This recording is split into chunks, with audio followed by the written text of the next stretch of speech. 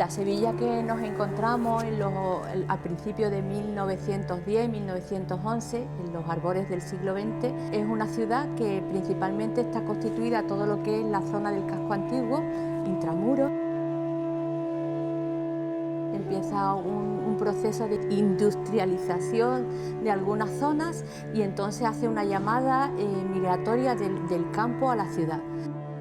Cuando hablamos de inmigración a Sevilla tenemos que remontarnos a finales del siglo XIX, a los últimos decenios del siglo XIX, que es cuando se produce la gran crisis agraria en la provincia y en las provincias cercanas, y la gente para poder comer pues, se desplaza a la ciudad, donde no había mucho empleo, ni muchísimo menos, pero siempre había más expectativas. Además había grandes obras, ¿no? La Corta de Tablada, ¿no? Al principio del siglo XX sobre todo, lo que es la construcción de la Corta de Tablada, lo que es la propia exposición iberoamericana, aquí siempre había más movimiento. Y estos obreros que se vienen a buscar trabajo a la ciudad, pues se hacinan en núcleos cerca de las zonas de trabajo, el puerto o la fábrica de hidrocarburos o la fábrica de Itasa o la laboriosa cerca de los contadores de gas y demás. Entonces allí ese tipo de vivienda que se hace es una vivienda, es una infravivienda. Pero claro, toda esa masa tenía que vivir en algún lado y la ciudad no tenía, no disponía de muchos espacios. Entonces hubo dos modelos. Por un lado, lo que es la construcción de vivienda ilegal, informal, en las periferias, que se crearon vastísimos espacios de barriadas sin ningún tipo de servicios, ¿no? Con chabolas. Y la otra opción era la de encontrar un partido en un corral de vecinos. Muchos de las antiguas familias, algunas de ellas arruinadas, ¿qué hacían? Pues sus palacios los dividían en partidos o simplemente una casa que tenía detrás un huerto o que tenía un espacio de caballerizas o un espacio vacío, incluso jardines, pues se convertían en corrales. Esta ciudad ha sufrido muchos procesos, ¿no? de brillantez y de sombras, ¿no? Empieza en el año 29 con la gran exposición iberoamericana,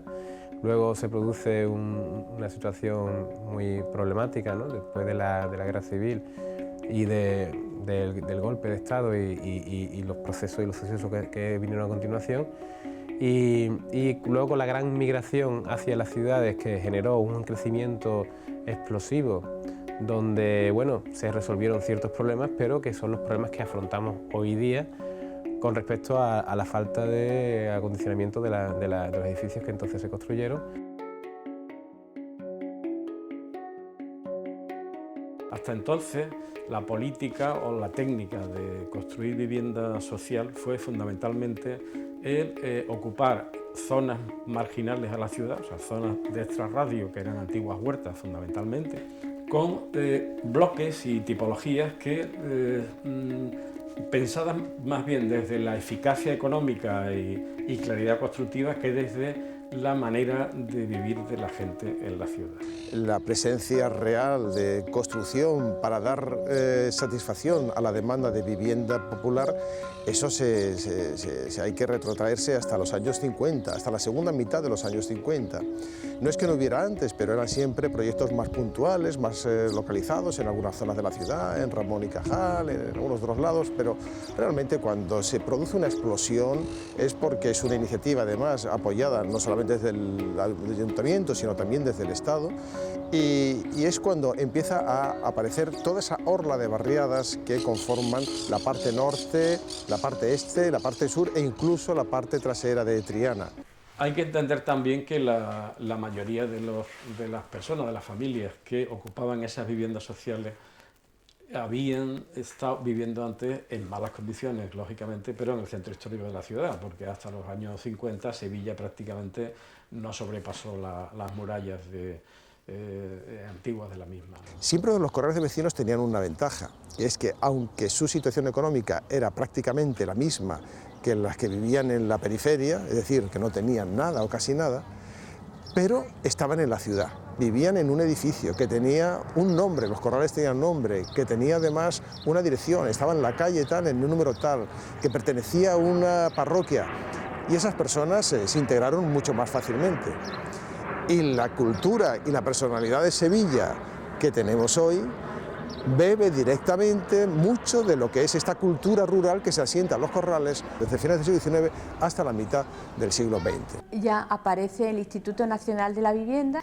y es cuando se empieza a planear grandes núcleos de población. Ya la Sevilla después de la guerra empieza a mirar fuera de las murallas y ya no solamente como núcleos urbanos para obreros. Cuando hablamos de la expansión de Sevilla, de esa primera hornada de los años 50-60,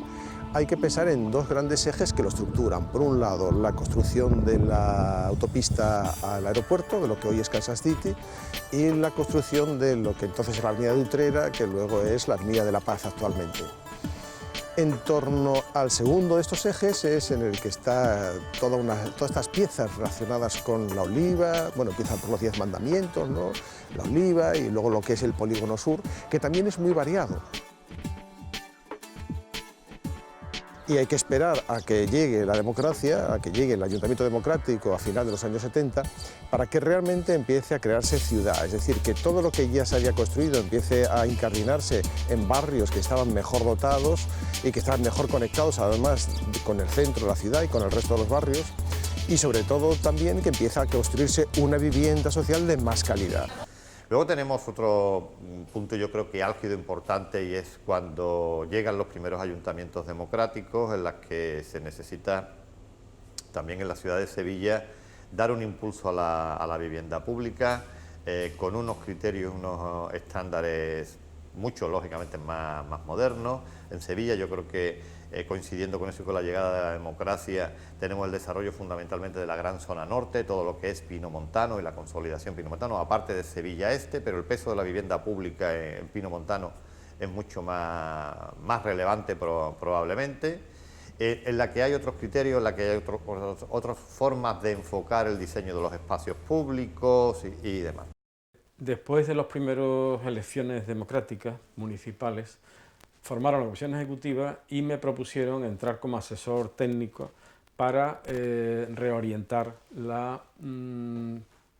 manera de implantar vivienda social en los programas que ellos llevaban. Por un lado, que los que tenían que salir a la periferia reencontraran una ciudad en la que encontrar calles, encontrar bulevares, encontrar espacios de transición entre las manzanas y el espacio público, etcétera, y otros vecinos pudieran reocupar viviendas en el mismo centro histórico.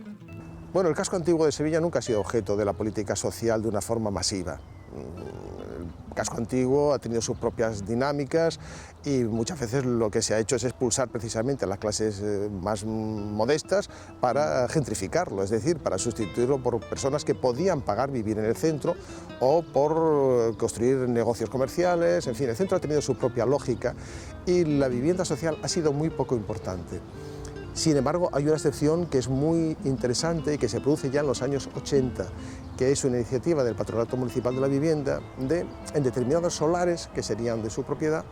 pues construir vivienda social, con la idea, yo creo que también muy basado en la política italiana de los años 70, de recuperación de los centros históricos desde el punto de vista social, con la idea de reactivar estos barrios y que además, algunos de ellos que se estaban quedando bastante vacíos, darles nueva vida y sobre todo darles diversidad social. Ha evolucionado claramente la respuesta de la Administración desde los primeros años del siglo, en el que se atendía a través del patronato de casas baratas o el antiguo patronato municipal de la vivienda a acciones, digamos, o a situaciones de emergencia, catástrofes naturales o la necesidad de una renovación completa de una barriada de viviendas para alojar a varios cientos, digamos, de personas que se quedaban sin vivienda, hasta, digamos, una gestión ya planificada de oferta de vivienda pública, con planes de vivienda y, digamos, intentando adaptarse a las demandas y necesidades de la sociedad. Bueno, la verdad es que las necesidades han cambiado mucho, ¿no? Antes necesitábamos simplemente dotar de alojamiento a las personas, ahora hay que dotarles de alojamiento, pero con unas condiciones mínimas que son de unos requisitos muy superiores a los que había antes, ¿no? Actualmente no concebimos una vivienda sin un aislamiento decente, con una accesibilidad adecuada, con ascensores, con incluso preinstalación de aire acondicionado o Climalí en las ventanas, en fin, las costes de construcción han cambiado y son acordes a las nuevas necesidades de la población. Eso al final tiene números, es decir, hemos pasado de que desde prácticamente primeros años del siglo hasta 1987, que es cuando se crea Envisesa, en ese primer tramo pues se construyeron en torno a 8.000 viviendas en Sevilla, mientras que con la construcción, con la creación de Envisesa en el año 87, pues se entra ya en un formato mucho más planificado, mucho, digamos, más de gestión pública, en el que se han construido en torno a 13.500. ¿Dónde tenemos que avanzar? Tenemos que avanzar en renovar el parque inmobiliario a la mayor rapidez posible y a su vez mantener un estándar de calidad muy superior para que por un lado sean sostenibles en el tiempo y por otro lado sirvamos de ejemplo para la iniciativa privada, puesto que hay que empezar por lo público para que se produzcan transformaciones.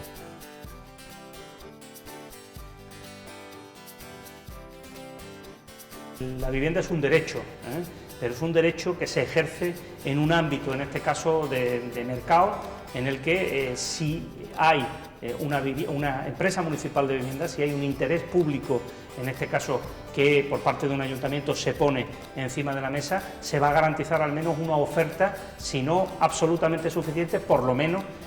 la que pueda permitir el que aquellas personas que no tienen ningún tipo de soluciones pues encuentren ahí una respuesta. Por tanto, si no hay una empresa municipal de vivienda, estamos sencillamente sujetos a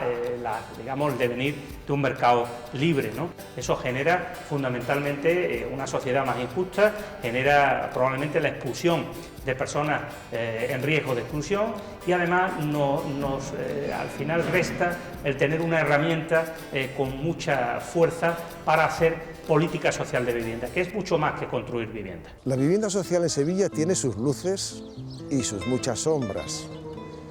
pero sin duda la estructura actual de la ciudad, y no me refiero solamente a la estructura física, sino a la estructura social y además incluso a la componente cultural de los barrios en los que se ha construido, para ellos ha sido básica esta acción de la vivienda pública. Hay todavía suelo por hacer, tenemos ganas de hacerlo, tenemos estructura y técnicos para poder hacerlo y espero que estos 100 años sean un motivo de aliento para todos los sevillanos que nos encuentren, que somos capaces de analizar las necesidades, de buscar la financiación y de hacer esos ladrillos donde luego van a vivir las familias que lo necesitan.